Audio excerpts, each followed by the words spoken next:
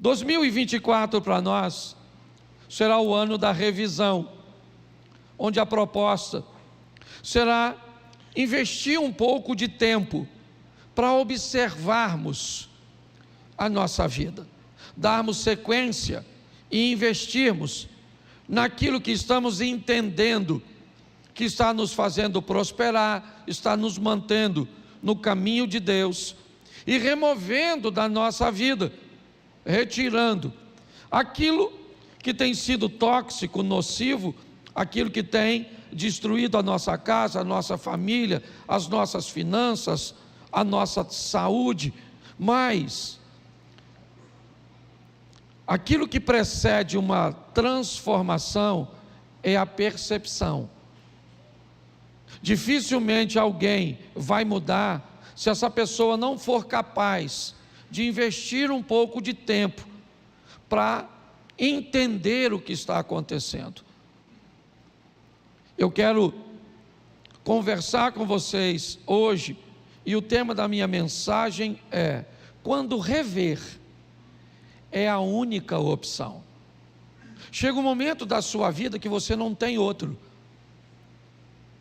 As coisas se afunilam de uma tal forma que você, queira ou não queira, você vai precisar rever.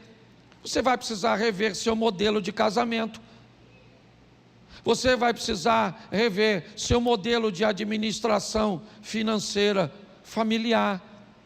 Você vai ter que rever sua postura e posicionamento profissional.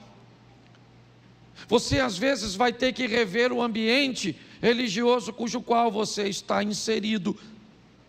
Às vezes, é a grande história do patinho feio. Ele nasce numa família de patos, porém ele não é um pato, ele é um cisne.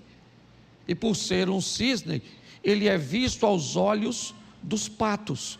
E todas as vezes que os patos olham para o cisne, ele vê uma diferença. Ele não é como os demais. E por não ser como os demais, ele é considerado feio. Essa é a história do patinho feio. É uma história de preconceito. E enquanto ele não percebe, ele sofre. Por mais cuidado que a pata tenha com ele, por mais cuidado que ela tente oferecer e segurança, ele sempre está chorando na história. Por quê? Porque ele nunca percebeu que havia algo diferente. E agora ele se depara com alguns cisnes nadando num lago. E ele chega à conclusão que ele não é um pato. Ou seja, ele está no lugar errado. É importante você e eu entendermos e revermos para descobrir: estamos na igreja certa? Será que realmente essa é a igreja para você congregar e caminhar? Ou será que as paredes escuras, os telões de LED, as luzes, o modelo cujo qual nós oferecemos para que as pessoas cultuem, causa mais confusão do que desejo de adoração? Isso não significa que você está errado, isso não significa que a igreja está errada, significa apenas que alguém está no lugar errado. Então, nós vamos investir um pouco de tempo. Eu estava conversando com amigos, e ele me disse: Cláudio, você é louco. Enquanto todo mundo está fazendo a semana da virada, profetizando 2024, você traz um tema chamado revisão? Eu falei: é exatamente isso. A proposta é revermos. Então hoje eu vou usar um texto do Novo Testamento, mas vou falar uma história do Velho Testamento. Coloque para mim, por favor, Evangelho de João, capítulo 15, verso de número 5. É uma frase bem clara que Jesus estabelece. João 15, 5. Eu sou a videira, vocês são os ramos. Quem permanece em mim e eu nele, esse dá muito fruto, porque sem mim vocês não podem fazer nada. Feche os seus olhos. Senhor nosso Deus e Pai, em nome de Jesus, eis aqui a tua palavra, continua falando conosco, usa-me como um canal de bênção nesta hora, em nome de Jesus, amém, glória a Deus, amém.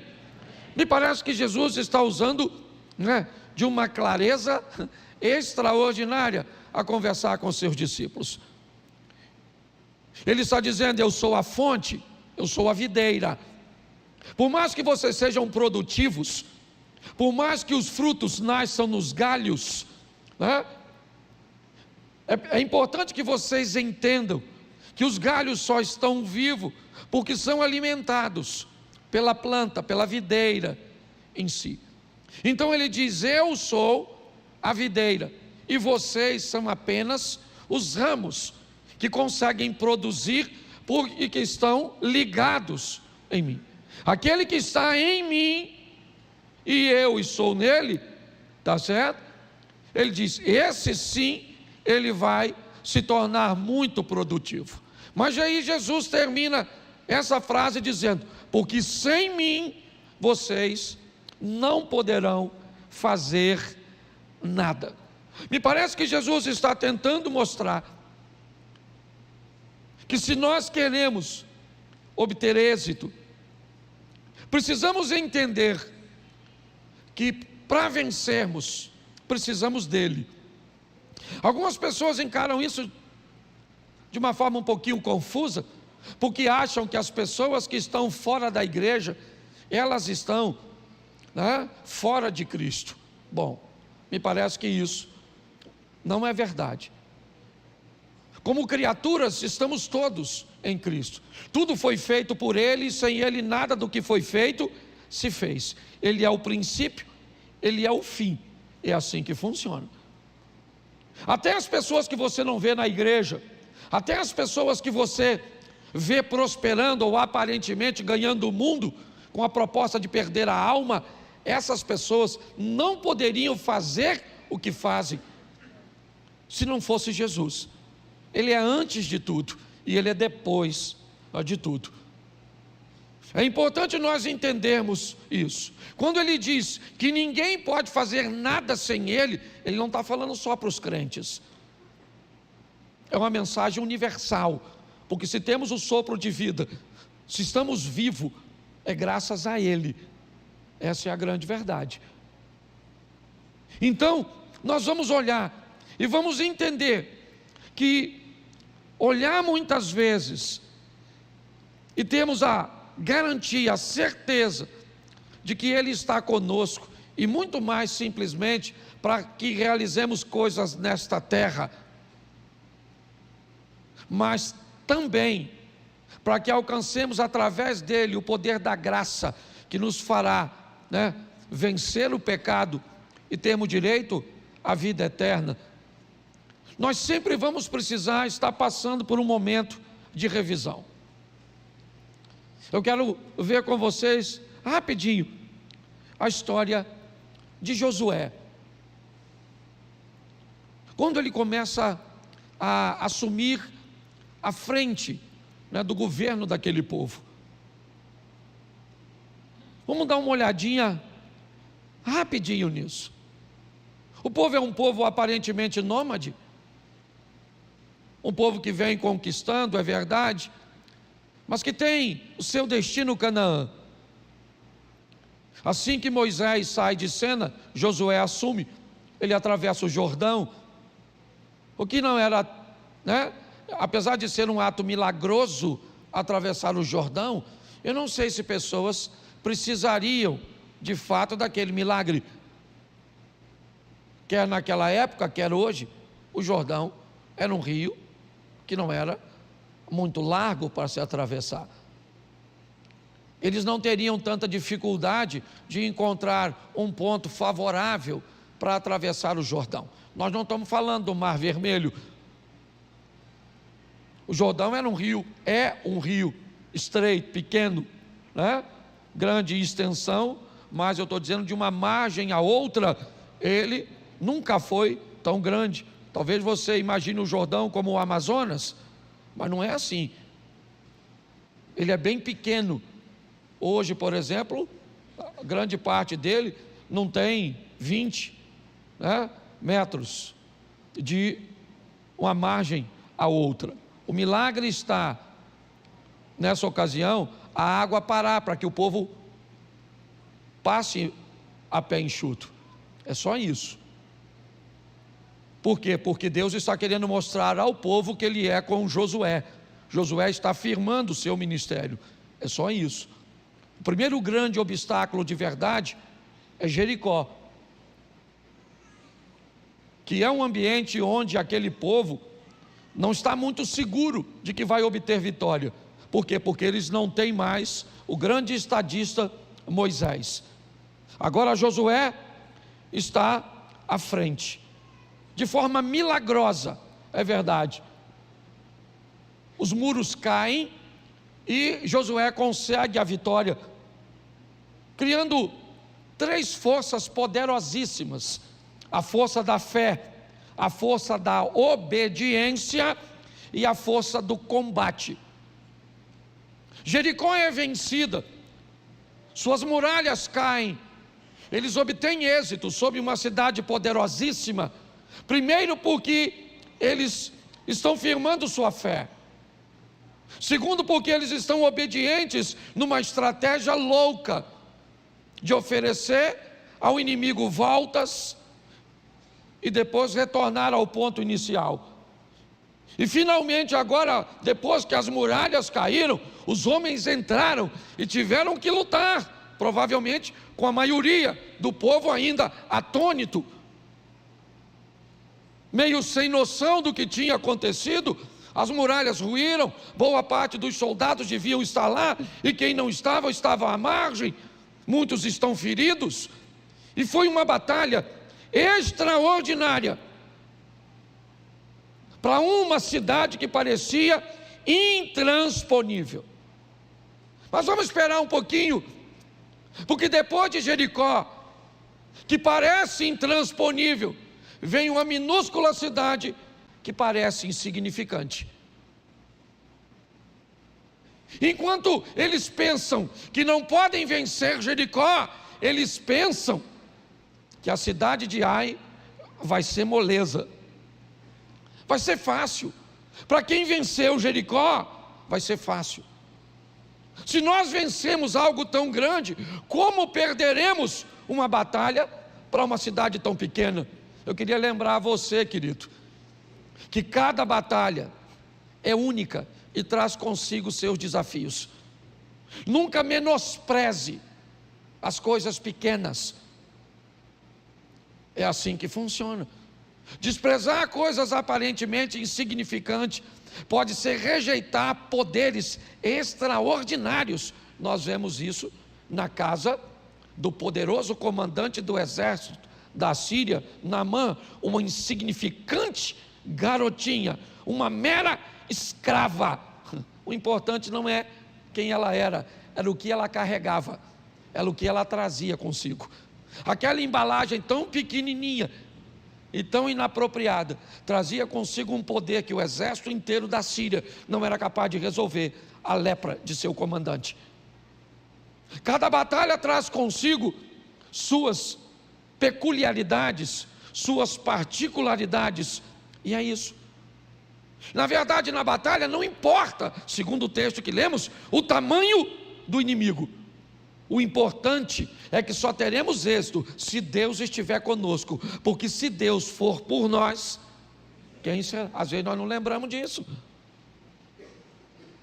Em todas as batalhas que enfrentarmos, quer contra um câncer, quer contra uma gripe, se Deus não estiver contigo, a gripe pode se tornar uma pneumonia, a pneumonia pode se tornar uma tuberculose, e você pode morrer por algo que começou de forma muito insignificante, mas você pode ter câncer. Se você lutar com Deus, o Deus que você serve e que servimos pode curar o câncer. Então não é o tamanho do inimigo, é a presença do aliado. É isso. Josué não sabe disso. Ele está à frente, é só o início da caminhada. Ele é um herói. Vencer uma batalha importantíssima, certo? Jericó era considerada uma cidade intransponível, com suas muralhas. Para o material bélico da época, não tinha nada que poderia derrubá-la, nada. Olha só, agora eles vão lutar contra Ai. E o capítulo 7 de Josué, verso 3, coloca aí por favor, Josué 7:3.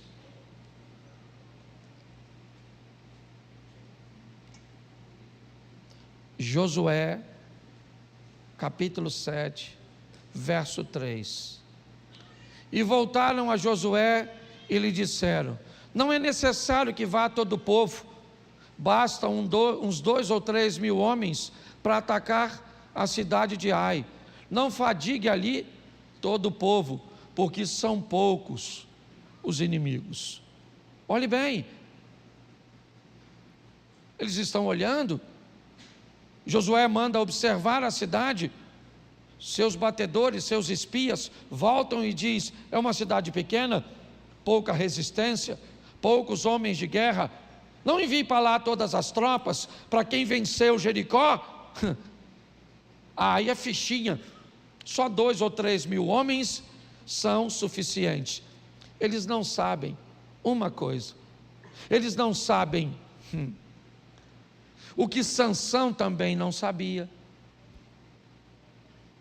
Eles não sabem. Eles não sabem que Deus não está mais com eles. Eles continuam crentes do mesmo jeito, gente. Ninguém desviou, não. Está todo mundo aqui. É o mesmo povo que venceu Jericó. Eles estão acampadinhos, direitinho. Aparentemente está tudo certo. Só tem uma diferença que ainda não foi notada. Quando eles entraram em Jericó, Deus era com ele. Quando eles saíram de Jericó, Deus não era mais com ele.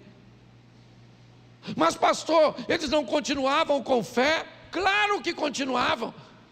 Eles não tinham vontade de combater? Não eram soldados os mesmos que mataram os homens de Jericó? Sim. Eles tinham fé e eles tinham poder de combate. Eles só não tinham mais a obediência. A obediência havia sido burlada. Eu não sei a que nível nós podemos colocar isso no Novo Testamento. Eu acho que precisamos rever isso para 2024. Até que ponto o pecado de uma pessoa pode comprometer todo o coletivo? Até que ponto um pastor sem vergonha, promíscuo, adúltero, pode comprometer toda a direção de um rebanho? Até onde um ministro de louvor, um líder, alguém de relevância, pode comprometer a estrutura? Acho que vale para nós pensarmos e orarmos por isso.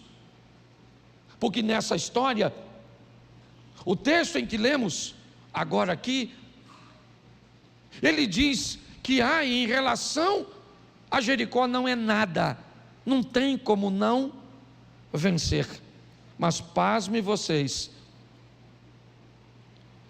verso 4: assim apenas uns 3 mil homens do povo foram até lá, os quais fugiram de diante de Ai. Verso 5: os homens dali mataram uns 36 deles, perseguiram os outros do portão da cidade até as pedreiras e os derrotaram na descida, e o coração do povo se derreteu e se tornou como água. Preste atenção.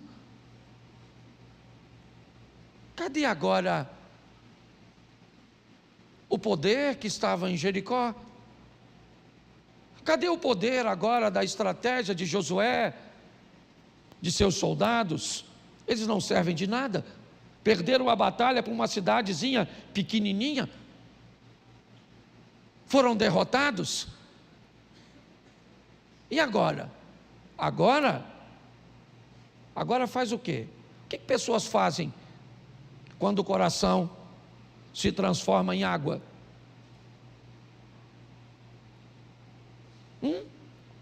O que é água? Água é aquilo que não tem sabor, não tem cor, não tem cheiro. O que acontece quando a derrota bate à sua porta? Quando a humilhação? O que acontece quando a vergonha? Você já parou para pensar nisso? Josué agora está nessa situação. Acaba de vencer uma cidade grande e perde uma batalha pequena.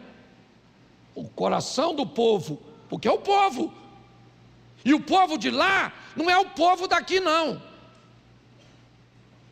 O povo daqui tolera tudo, o povo daqui engole tudo, o povo daqui aceita tudo.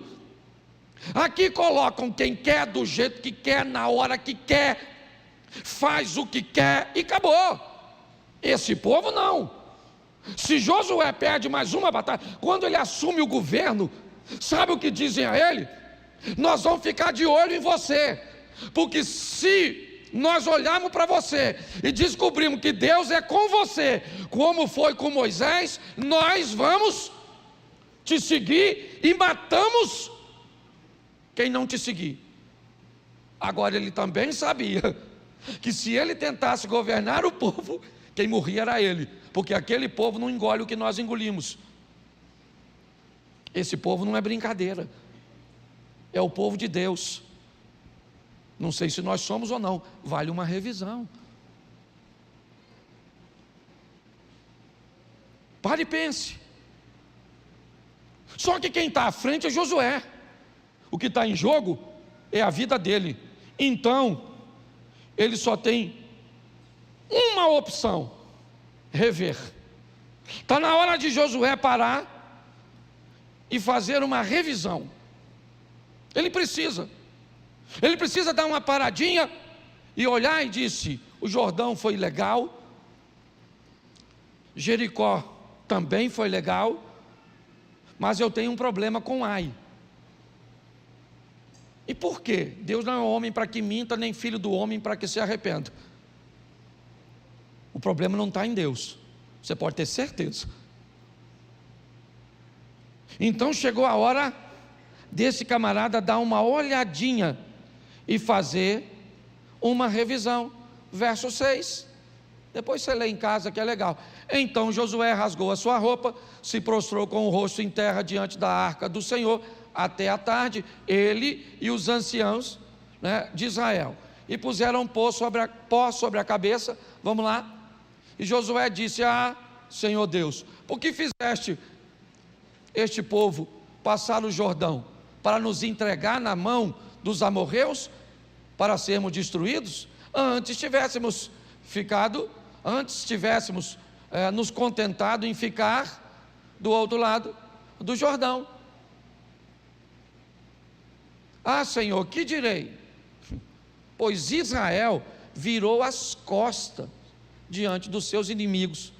Põe o 9.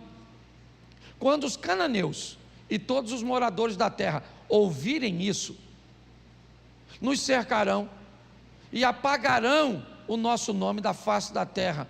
E então, o que farás ao teu grande nome? Preste atenção. Sabe o que esse cara fez? Ele parou.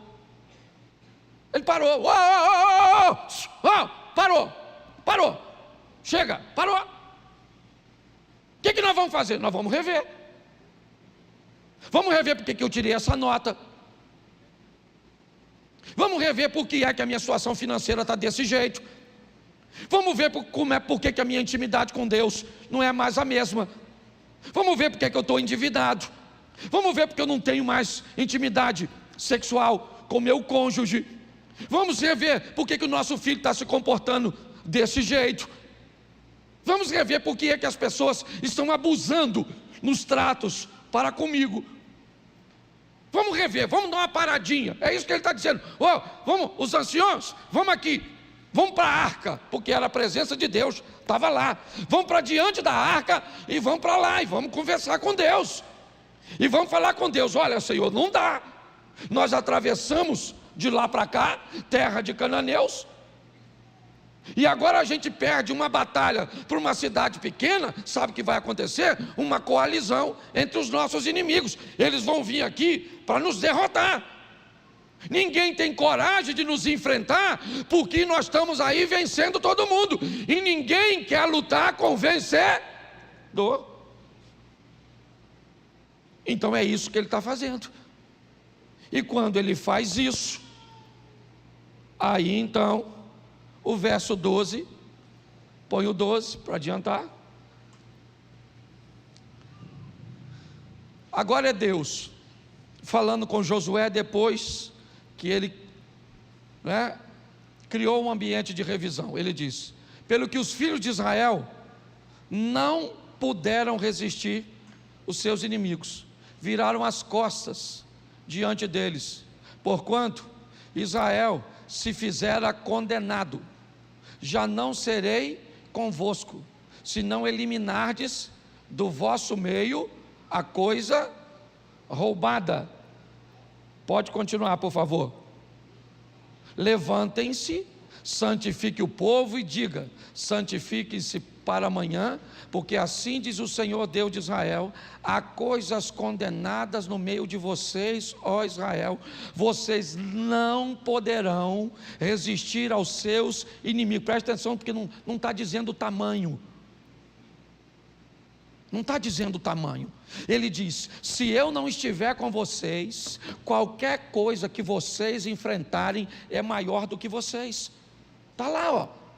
Vocês não poderão resistir aos seus inimigos, enquanto não eliminarem no meio de vocês as coisas condenadas. Pronto. Talvez eu poderia aplicar um textozinho do Novo Testamento para vocês. O Evangelho de João: aquele que busca, aquele que pede, aquele que bate. Isso. Ele foi para a presença de Deus para fazer uma revisão, dizer: Senhor, não tínhamos como nós perdemos esse emprego. Não tinha como. Senhor, não tinha. Esse marido até um mês atrás dizia que me amava, e agora apareceu com uma amante. Esse menino até esses dias tinha um comportamento idôneo, agora está envolvido com drogas.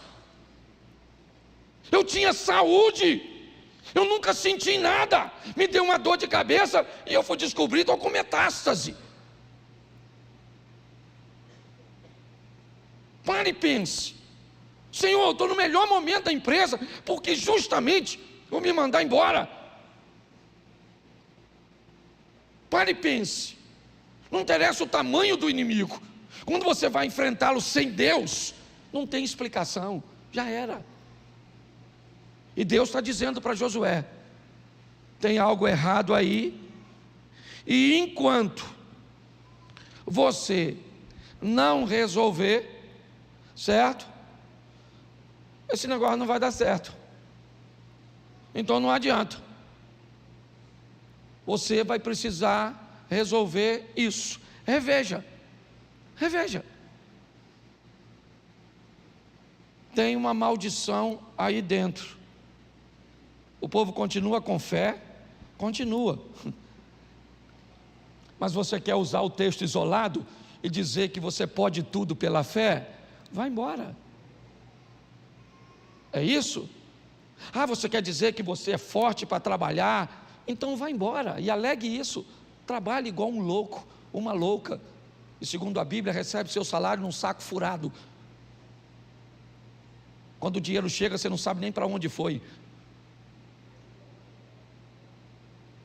Numa conversa de Samuel com Saul: Deus tem mais prazer em sacrifício do que em que se obedeça. Obedecer é melhor do que sacrificar. Era a obediência. O que eles deixaram não foi a fé. Fé esse povo ainda tem. Tem tanta fé que manda um grupo pequeno, mas não tem mais obediência. E Deus disse: então eu não vou com vocês. vão sozinhos. Agora o que acontece? Eles voltam, e o que tem? O que tem não é vitória, é mulher viúva, é filho órfão, de homens que morreram na batalha. O coração do povo, então, Josué não quer saber, porque não tem essa história de coraçãozinho não. A porta fechou, não adianta se vitimizar, não adianta se desesperar. Vai para a frente da arca, vai para a presença de Deus, vai para o joelho e vai falar com Ele: Senhor, onde é que está o problema? Eu estou aqui para fazer uma revisão, e estou disposto a tirar da minha vida tudo aquilo que me afasta do que o Senhor tem para mim. Deus falou com Josué: então vai lá e resolve. Mas como assim resolve? Deus é onisciente, sim ou não? Então por que Ele não mostrou Acã? Por que Deus não foi lá e mostrou Acã e já avisou logo ele? Não, Ele falou: Josué, reúne o povo, distribui em tribos, divide em família e vai procurando, vai procurando, vai procurando, vai procurando, porque a obrigação é sua. 3 coisas acontecem aqui para que Josué consiga solucionar essa situação. Primeiro, ele vai avaliar o passado. É isso. Deus diz para ele: esse povo está amaldiçoado porque pegaram, não pegarão, pegaram, é passado. Este povo pecaram porque pegaram aquilo que não deveria pegar. Agora não adianta Josué olhar para o futuro, não adianta estender as mãos, lançar a palavra profética. Deus já avisou a ele: vocês não ganham mais de ninguém. Não adianta ler a Bíblia, não adianta profetizar, não adianta dizer que 2024 vai ser sensacional. Não adianta, não adianta, não adianta. Precisa se fazer uma revisão para descobrir o que foi que me trouxe para onde eu estou, onde eu errei. Que aí, vamos embora, Apocalipse. A carta à igreja de Éfeso: lembra de onde caíste, lembra de onde caíste, se arrepende, volta a praticar as primeiras obras, senão em breve eu virei a ti e tirarei do meio do teu lugar o teu castiçal. Quem tem ouvidos, ouça o que o Espírito de Deus diz às igrejas. O passado precisa ser visto quando o resultado do presente não é bom, porque provavelmente ele ou nele está a semente que semeamos para estarmos colhendo agora. Josué olha, e ele olha para o passado e vai ter que enfrentar. Talvez esse seja o maior desafio: olhar para seu passado, olhar para o seu passado e tentar buscar no seu passado um vilão que faça seu presente ser tão ruim. E aí você pode ter que lidar com a dor de que o vilão do seu passado não é Satanás. O vilão do seu passado pode ser você. O que você fez, o que você falou, ou o que você negligenciou e deixou de fazer. Mas seja o que for, você vai precisar encará-lo. Esse é o primeiro passo: avaliar o passado. Pegaram o que não devia. E agora? Agora eu tenho que agir no presente. Sabe o que? Assim que Josué encontra Acã com a sua família, ele faz? Ele pega Acã com a sua família, tira para fora do arraial, e todo mundo vai pegar uma pedra e vai punir o infrator. Punir o infrator. Deixa eu falar uma coisa para você. A maioria de nós aqui apanhamos e fomos punidos como fazia besteira. Você lembra disso? Quem aqui apanhou da mãe, do pai? Quem aqui é da época do professor batia na mão? Levanta a mão, por gentileza. A mão que apanhava. Isso.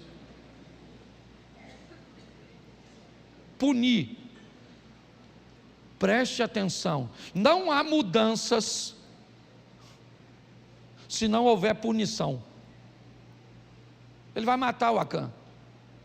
Nossa, pastor, nossa, mas que absurdo, matou o Acã? Não, ele não matou o Acã, ele matou a desobediência. É a desobediência que ele está matando. Ele não está matando um homem e uma família, ele está conduzindo uma nação. Se ele está conduzindo uma nação, ele não pode brincar, porque se ele negligencia com a punição, é só uma questão de tempo até outras pessoas estarem fazendo a mesma coisa. Vale uma revisão nossa para o ano de 2024. Você pensa que essa palavra é só para você? É para mim também. Ou eu mudo para punir, ou eu perco o controle da igreja. Eu estou pregando para mim. Eu sou altamente tolerante, mas estou atravessando uma mudançazinha, tá certo? Porque sempre gostei ou servi um modelo mental que procurava mais aprovação do que alinhamento. Não sou um cara de conflito. Você consegue enxergar isso? Às vezes nós precisamos.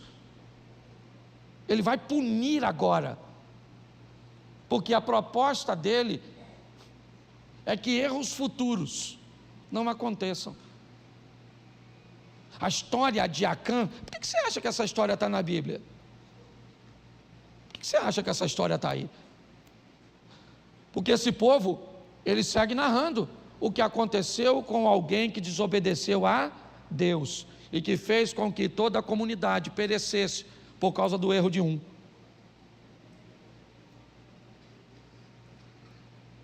Pare e pense. Ele é alguém que avalia o passado, age no presente, mas ele precisa continuar caminhando. A cidade de Ai continua lá. Sabe o que Deus diz para ele? Josué, levanta, filho, vamos embora. Avaliou o passado, agiu no presente, está na hora de lutar pelo futuro. Eu não sei como é que foi seu passado, e aliás eu não posso fazer nada por ele. Se ele foi bom ou ruim, ele é passado.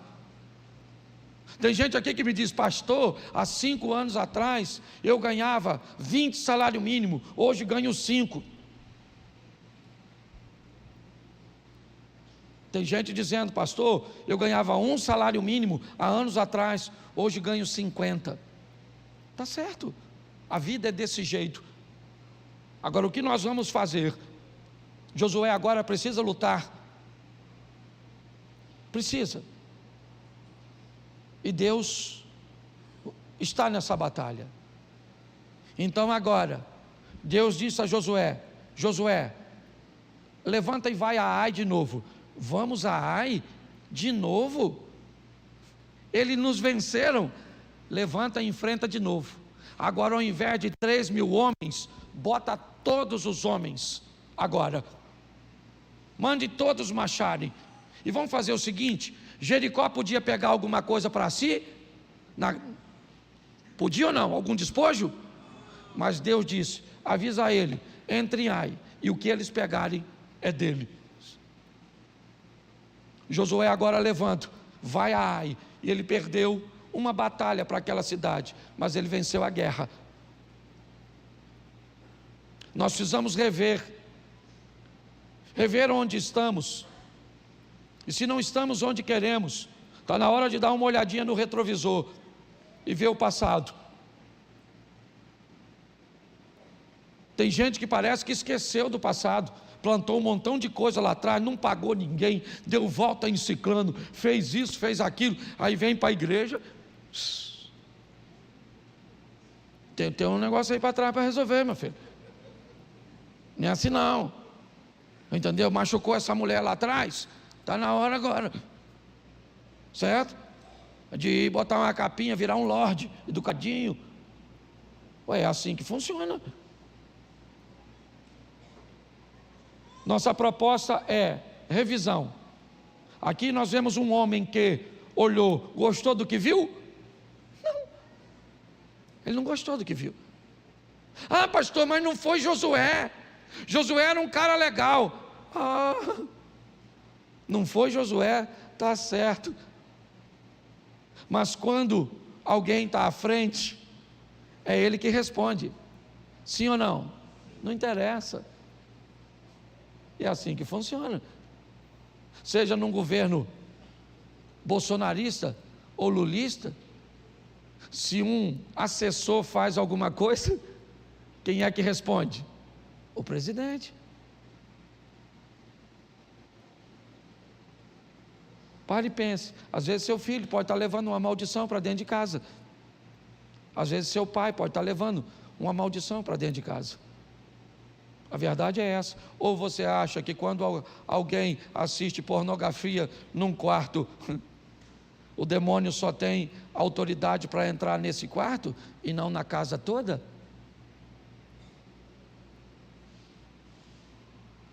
Pare e pense. Está na hora de revermos nossa postura, nosso posicionamento, revermos nossa caminhada de fé, o lugar onde estamos inseridos. Está na hora. Eu quero terminar aqui. Queria que você ficasse de pé. Só quero orar.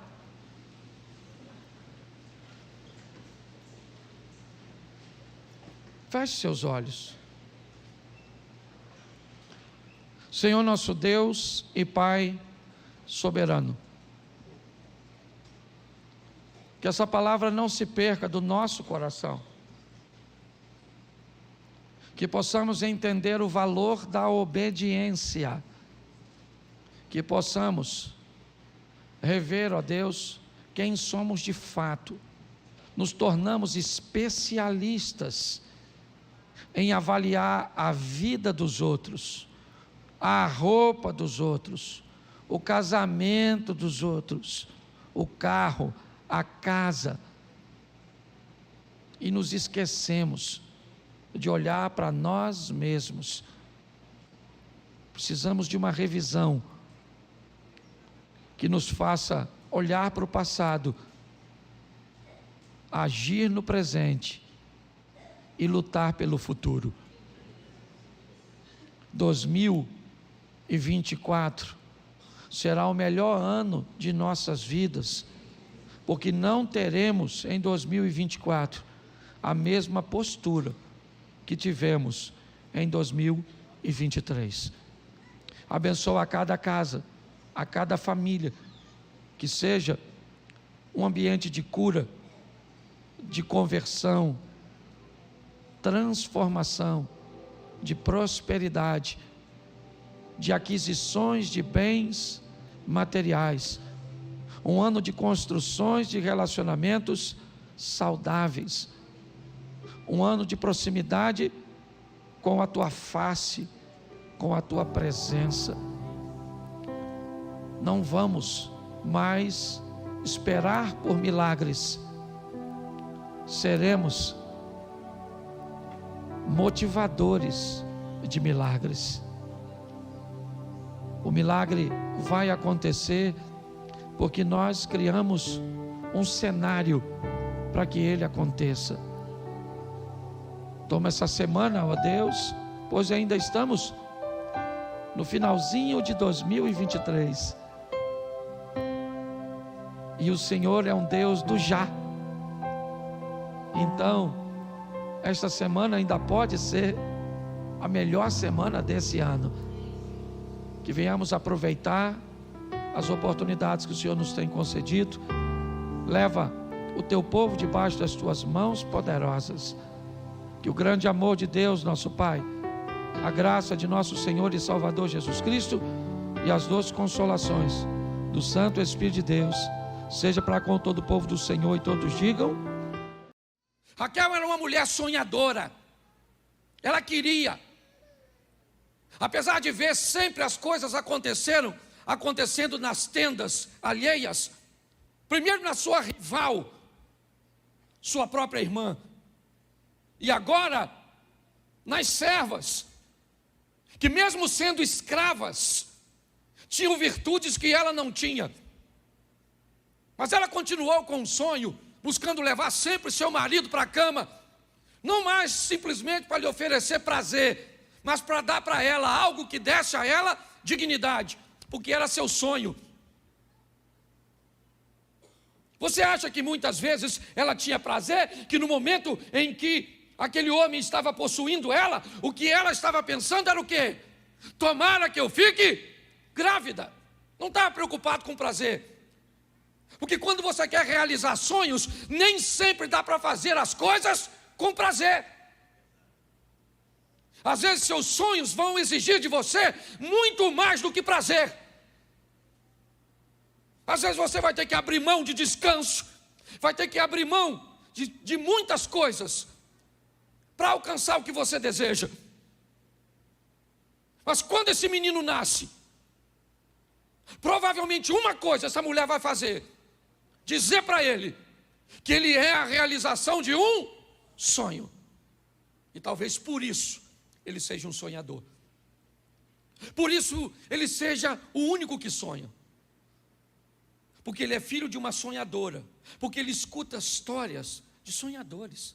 Porque ele anda perto de alguém que diz para ele: o impossível pode se tornar, porque Deus fez na minha vida. Ele é resultado de um sonho. Mas tudo bem. Quando ele tem 17 anos, ele começa a sonhar. E não apenas um sonho no sentido figurado, mas literal. Ele começa a sonhar que seus irmãos vão se curvar diante dele. Isso não vai acontecer. Não vai. Ele é o filho mais moço. Ele tem muita gente à frente dele para assumir o governo do clã. Não, essa história é conversa fiada. Ele deve ter comido alguma coisa que não caiu muito bem. Se ele contasse o que ele sonhou, seus irmãos disseram: o que é isso, cara? Quem é que você pensa que é? Você acha que você é melhor do que nós? Ele também não entendeu o que estava acontecendo. Ele sonha novamente. E agora ele sonha com sol, lua e estrelas. 2 astros de governo e 1 de direção. Agora as coisas estão ficando mais claras, talvez não para ele, mas para nós. José vai ser governador de onde? Da casa dele? É o máximo que vai ser.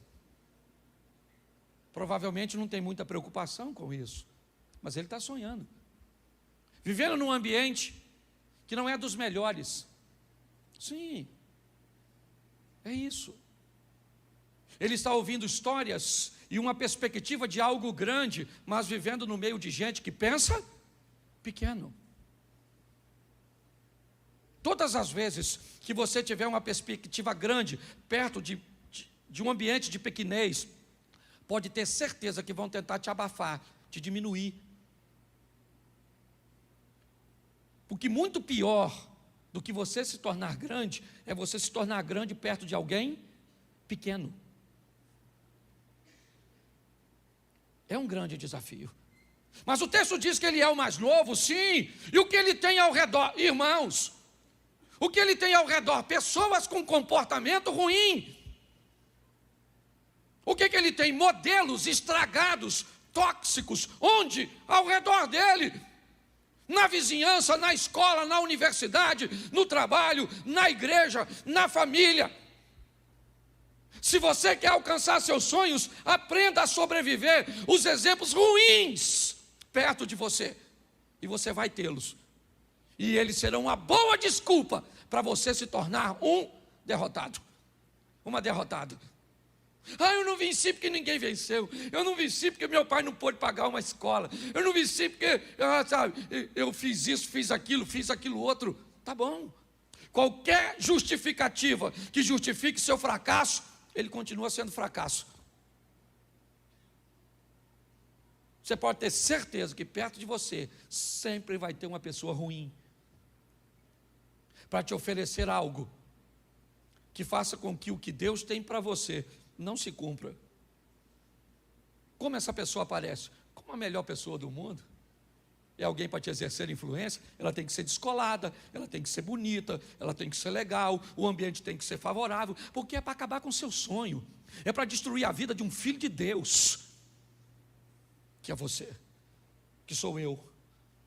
Sim, é nesse ambiente, e o texto diz que José, como Noé e como outros, como Elias, se mantém firme, num ambiente onde as coisas estão ruins. Porque é isso. Vamos criar um ambiente global. Pense o que todo mundo está pensando, fale o que todo mundo está falando, veja o que todo mundo está vendo, seja manipulado. E mais legal de tudo isso, seja manipulado por uma estrutura que faz com que você pense que você é capaz de pensar o que deseja, ou fazer o que quer, mas não. O verde que você usa hoje e que está na moda, não foi decidido por você. Foi um grupo pequeno que decidiu em salões de moda, em Milão, Paris, Nova York, São Paulo, quando chega a Fashion Week, a semana Fashion da moda. É isso. Nós usamos o que os outros querem que use, comemos o que eles querem que comamos, acreditamos no que eles querem que acreditamos. Um grupo pequeno determina. E somente os que veem, e aliás, hoje tem tanta gente andando na contramão, que quem está andando hoje na mão certa, é que parece que está errado. Hoje qualquer coisa que vá em confronto com a opinião de massa, é discurso de ódio. Não existe mais a expressão, ou me expressar, não existe mais. Se eu me expresso de uma forma que não condiz com o pensamento pré-programado, eu sou fascista ou fascista, eu sou retrógrado, ultrapassado, eu sou isso, eu sou aquilo. Eu tenho que aprender que eu estou no meio de um povo, mas eu preciso saber como vou me comportar com ele. Se você não sabe se comportar bem na universidade, não vá para ela. Se você não é capaz de se comportar bem no ambiente, e se ele pode te corromper, se você não tem maturidade, não vá. Essa é a grande verdade. José é alguém que sobrevive tudo isso, mas ele está pressionado. Ele está pressionado por quê? Porque ele não cumpre o padrão. Ele é a exceção, a regra. Ele tem 10 irmãos e uma irmã até o presente momento. Não sei qual era o comportamento de Diná, mas Rubem, Simeão, Levi, Judá, Isacar, Zebulum, Gade, Azer, todos eles, menos Benjamim, que vai nascer depois. Mas ele entendeu que ele era alguém diferente e pronto. Sim, se você é diferente, vão te chamar de feio. Sim, é a história do pato. É a história do patinho, que nunca foi pato, mas que como vivia como patos, precisava parecer com pato. Mas ele nunca foi pato, ele sempre foi cisne. E como cisne, ele era feio, porque ele era diferente. É isso. Você vai para um lugar onde tem um protocolo, se comporta diferente. Você é feio. Você é isso, você é aquilo, é esse. O ambiente é o mesmo, gente. Porque a Bíblia, ela se atualiza, sabe? É que o seu celular pede atualização, e a Bíblia não precisa. Ela se atualiza por si mesmo. O livro mais atual, a Bíblia é mais atual que o jornal de amanhã, se você quer saber. E assim, é nesse ambiente, e nesse ambiente, esse cara não vai a lugar nenhum. Então Deus diz, não dá para ficar mais aí. Porque eu mudei a vida de Abraão assim, eu mudei a vida de Ruth assim. Todas as vezes que eu quero mudar a vida de alguém, eu preciso tirar gente que não cabe na sua vida, pelo menos no momento atual. Aproximadamente 9.000 anos depois, os 2 filhos desse cara, pelo menos os 2 descendentes dele, são os mais ricos da face da terra. Judeus, descendentes de Isaac, eu vou mostrar a você, e árabes, descendentes de Ismael. Segura essa. Se continuar do jeito que está, a Europa já será toda muçulmana. Porque enquanto o europeu tem 1, 2 filhos nenhum, eles chegaram lá e estão tendo de 5 a 7. Já tem país que não muda mais, você sabe que há um índice que mostra tudo isso. Mas aí eu comecei a me perguntar, eu falei, cara, que pai é esse? Que pai é esse que pega seus 2 filhos e consegue colocar seus 2 filhos numa classe, primeiro, 2 monoteístas, que só adoram um Deus, que no fundo acaba sendo o mesmo, porque Jeová, certo? É o mesmo Alá, só visão distorcida, né? De um para o outro. Tudo que nós pensamos ser sobre Isaac, eles pensam ser sobre Israel. Eu estava nos Estados Unidos pregando numa igreja e tinha o pai de um amigo que ele é muçulmano, mas ele foi na igreja para me ver pregar, e eu falei, cara, eu vou pregar sobre Ismael. Preguei sobre Ismael, preguei sobre Isaac, preguei, ele falou, meu filho, você pregou muito bem, só que está errado. O filho da promessa é Ismael. Ele que é o primogênito, que ele nasceu primeiro. Você sabe o que é primogênito? Eu falei, sei, senhor.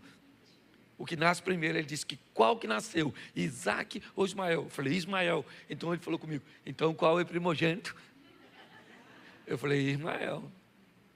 Mas depois eu falei, isso aí é outra coisa, deixa quieto. Mas não discuti com ele.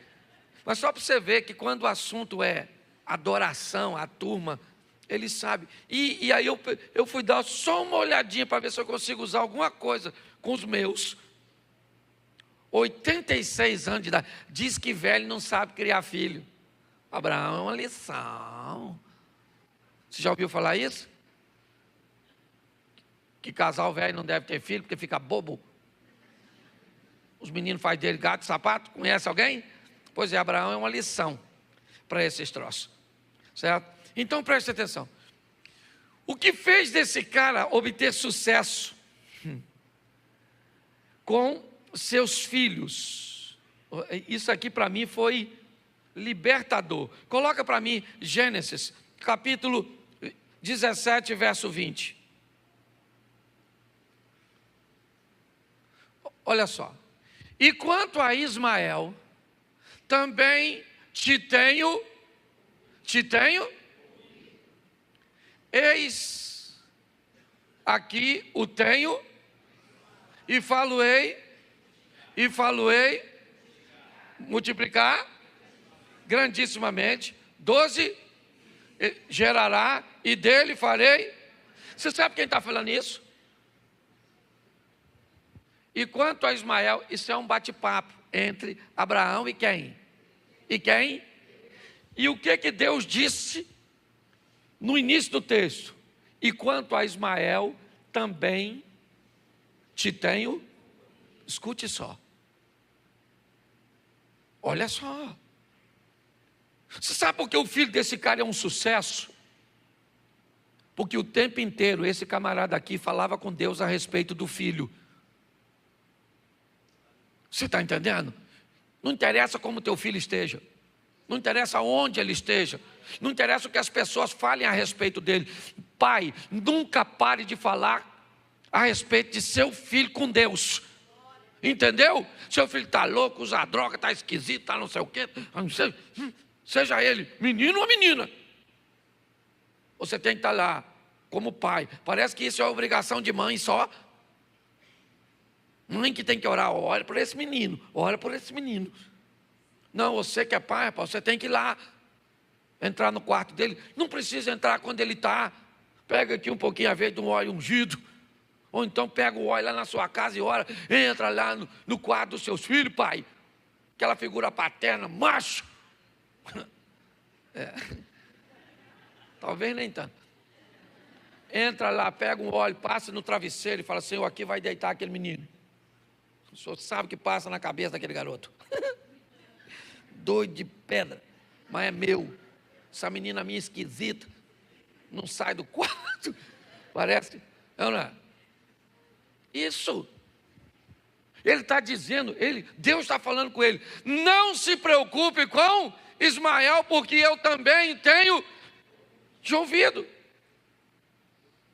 Isaac, tá certo? Vai ser extraordinário, mas esse camarada aqui também é fantástico. Quando nós olhamos, e um dos motivos pelos quais, está aí, ó, também tenho te ouvido. Abraão, tudo que você falou comigo, toda a sua preocupação, tudo isso, está tudo certinho, fica tranquilo, porque eu vou botar para quebrar na vida do... Ele viu, sim ou não? Ele viu o Abraão? Não. Abraão morreu. Não viu o que aconteceu. Mas se Deus prometeu, Ele vai cumprir, querido. Nossos filhos são herança do... É isso aí mesmo. Nós não criamos filho para ir para o inferno. Tem época que parece que eles ficam meio doidos, nós já ficamos uma época. Você na época de colégio, lembra? Quem puxava as coisas assim, ó, para a mulher, quando vinha atravessando a rua, pensar que era cobra, levanta a mão. Aí. Apertava a campainha, porque isso eram os nossos pecados. Nossas bagunças era essa, é ou não é? Apertava o quê? A campainha, e ó, corria, sim ou não? Sim.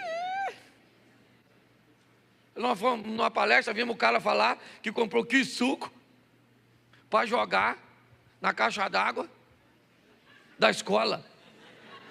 Esse já era um estágio mais avançado. Alguém queria fazer mal para o número maior de gente, ou não? Mas não. Nossos filhos, nós também já fomos terríveis, sim ou não? Só que eram uns terríveis diferentes. Hoje os meninos... né, nós éramos terríveis estilo Roberto Carlos. Eles hoje são estilo The Walking Dead. É ou não é verdade? É uma versão atualizada.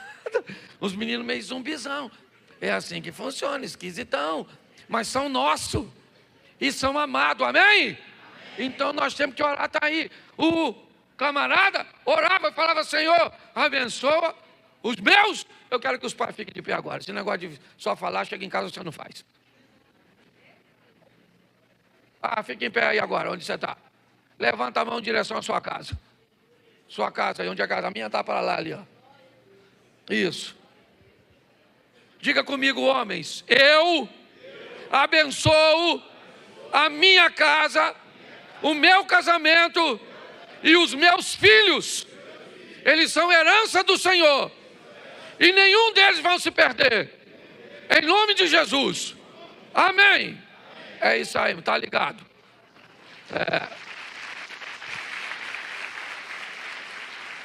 Então, um cara que fala com Deus, não interessa o tamanho do seu filho, pode ser um pirralhinho.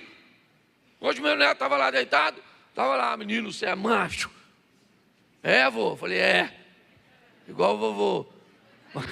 Ele me olhou esquisito. Porque ele disse assim, queria ser melhor. Mas vamos embora, a vida que segue. Vamos embora, vamos embora, vamos embora.